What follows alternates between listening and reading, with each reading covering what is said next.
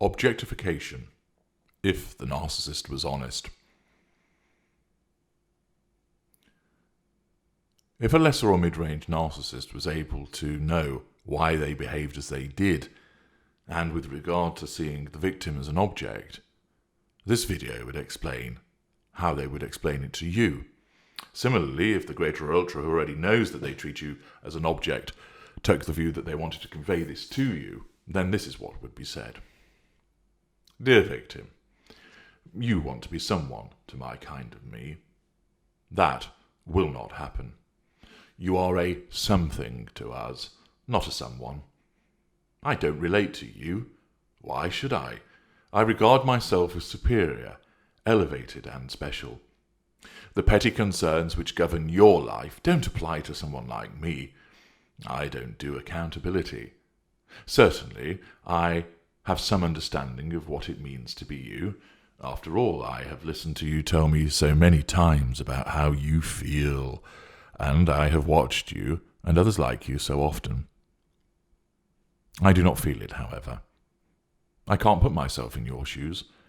I don't want to, and even if I did, I'm unable to do so, because I neither have that emotional empathy or the even stronger emotional contagion that you empaths experience. Yes, I can see the differences between you and her and him and them. I can see the contrasts in height, body shape. She has green eyes and you have blue eyes. He has no hair and he has dreadlocks.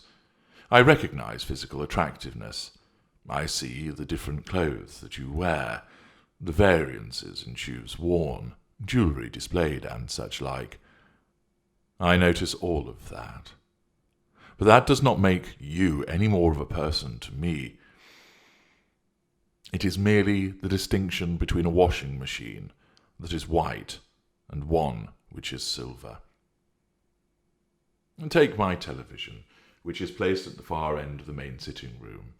It is a Samsung curved SUHD HDR.Smart TV 78-inch television that I primarily watch sport on. It provides me with a picture, which is in pin-sharp crikey vision, with a scintillating array of colours. The sound is impressive, and even more so when it is wired up to my Sonos surround system. It all looks sleek and attractive. It delivers an outstanding display, and therefore delivers what I require of it. Take you as my primary source. I can see that you stand 5'9" in height, that you are slender with pale skin and long brown hair to the small of your back, which becomes slightly wavy towards the end.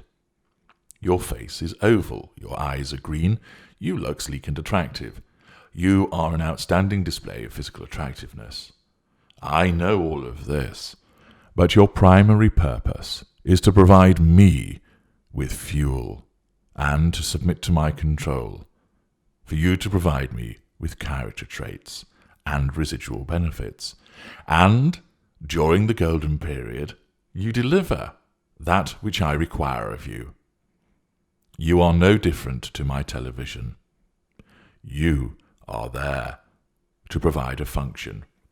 You are there to deliver in accordance with the prime aims, which are fuel, character traits, control and residual benefits. If you do, and you do so in a fulsome manner, you are a high-functioning appliance. If you do not, you are a malfunctioning one. You and the television are there to do things for me, because I am entitled to that. I press your buttons by seducing you, or later provoking you during devaluation, and you must submit to my control, doing what I want, provide me with fuel, character traits, and residual benefits. At the time of the golden period, you are functioning well. You are high-functioning, and thus you are my favourite appliance. I have many appliances, other objects which spew out fuel in varying quantities and differing potencies. I have connected all of these objects to me, because again, my objectification of you is also linked to the need to assert control. If I want to eat some toast, I place 2 slices of bread in my Alessi toaster and press the lever down.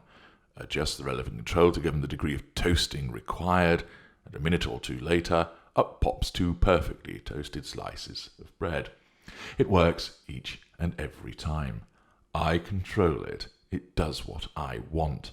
It does not refuse to toast my bread. It doesn't toast only one side. It doesn't fire the bread back at me, or instead produce a different outcome altogether by presenting me with a leg of lamb. I expect and demand that you be equally compliant and effective. I don't understand why you shouldn't be that way. You're there to do what I want. I am entitled to receive the prime aims, and since I installed you as my primary source, you should be delivering them repeatedly, consistently, and without interruption. I am not interested in the vagaries of your life, which impacts upon your ability to function, because of my sense of entitlement, my notion of superiority, and, of course, my incessant needs and demands. I'm not interested in the fact that children are making a demand on you. I'm not interested in the fact that you have a job to do. I'm not interested in the fact that you feel unwell. I'm not interested in the fact that you're running late.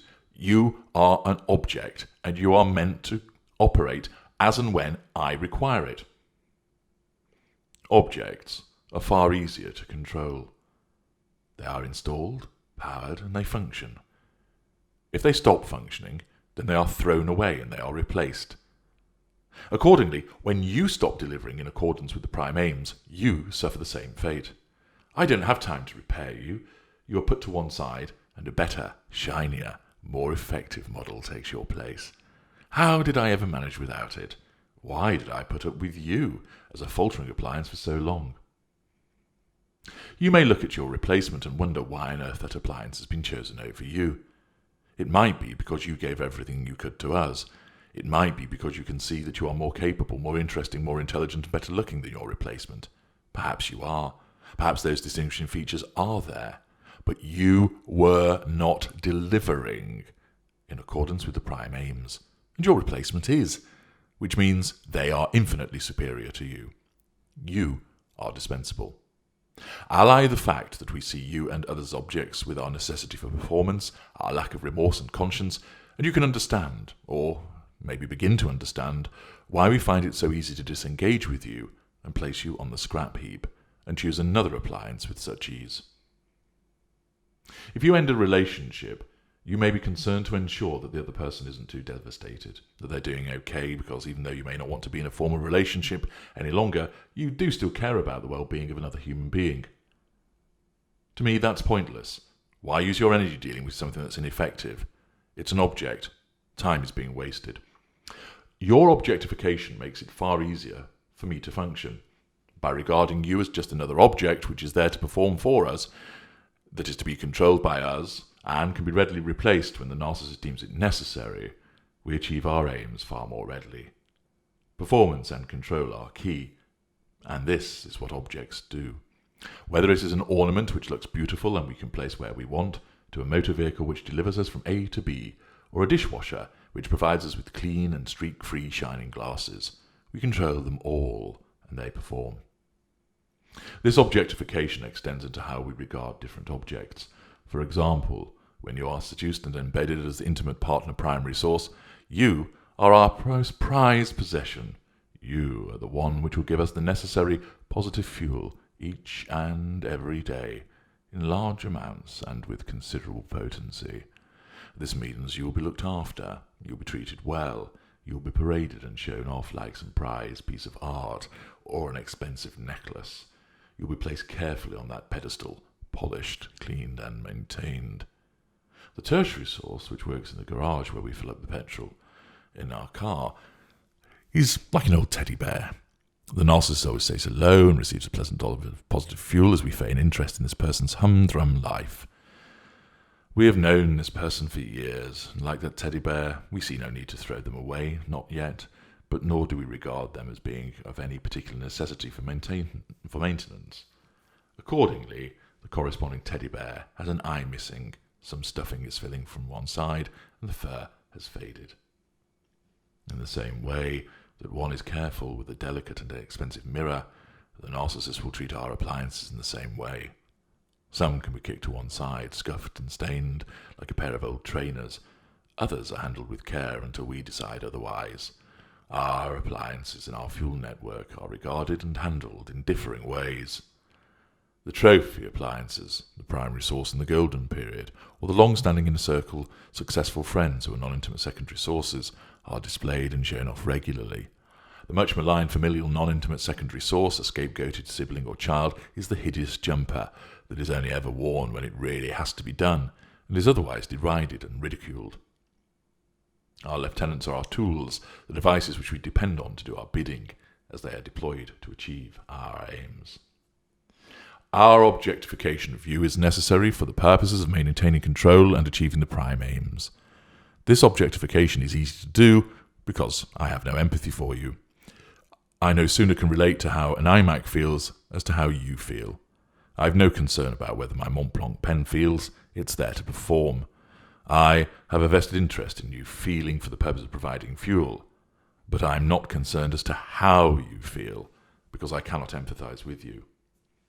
This objectification manifests not just in how the narcissist will parade you as a trophy, devalue you without any concern for the impact upon you, and then how we disengage and replace you, but also in the way we interact with you. The use of pet names is a way of dehumanizing you. Refer to you as her, she, he, and him, rather than your actual name, stripping you of identity. We reject the legitimacy of your needs and desires by placing ours first. A fridge freezer has no aspirations, no life plan or goals, and we reject their applicability to you as well. This objectification appears in how we interact with you, especially during devaluation, as we say such things as, just do it, do what I want, get on with it, stop disobeying me, you will do it or else. There is no asking, no politeness, no consideration given. We do not ask the washing machine if it wouldn't mind washing our clothes, so why would we ask you if you wouldn't mind doing something for us? You and everybody else, from our parents to our friends to our colleagues to our children, are all objects which are expected to do our bidding. Perform, and we will keep you. Fail, and you are replaced. Now, why is that light flashing on your forehead?